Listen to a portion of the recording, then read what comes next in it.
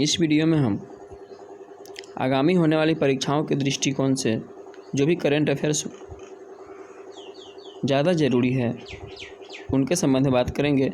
हम इसमें 2 टॉपिक के बारे में बात करेंगे और उनको शॉर्ट में समझने का प्रयास करते हैं ताकि हमें जल्दी से जल्दी और ज़्यादा प्रश्न समझ सकें।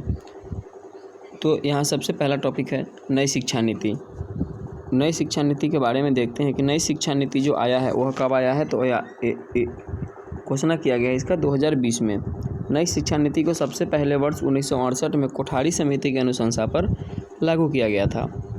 इसके बाद इसे दूसरी बार 1986 में लाया गया और इस बार तीसरी बार 29 जुलाई 2020 को हमारे प्रधानमंत्री के द्वारा एक घोषणा किया गया कि भारत में नई शिक्षा नीति लागू किया जाएगा और इसका जो फॉर्मूला होगा वो 5+3+3+4 होगा और इसे कस्तूरी रंगन समिति की सिफारिश पर जारी किया गया है। और हम बात करते हैं वहीं हमारे देश की शिक्षा मंत्री की। तो वर्तमान में हमारे देश के जो शिक्षा मंत्री है उनका नाम है धर्मेंद्र प्रधान।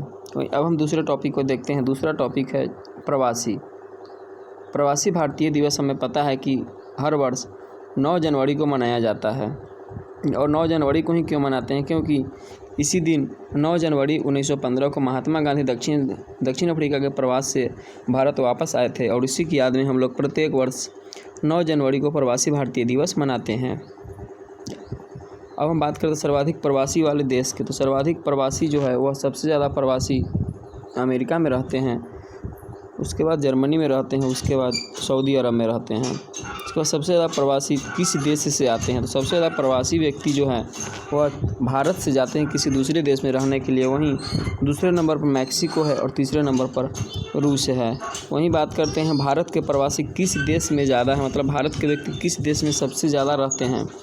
तो इसमें है आपका UAE है, USE है और सऊदी अरब है। यानी कि इन 3 देशों में भारत के प्रवासी ज़्यादा निवास करने यानी कि रहने के लिए जाते हैं। तो ये था हमारा 2 टॉपिक। इसी तरह का और भी वीडियोज़ हम आपके लिए लाने का प्रयास करेंगे। फिर मिलते हैं दूसरे वीडियो में। धन्यवाद।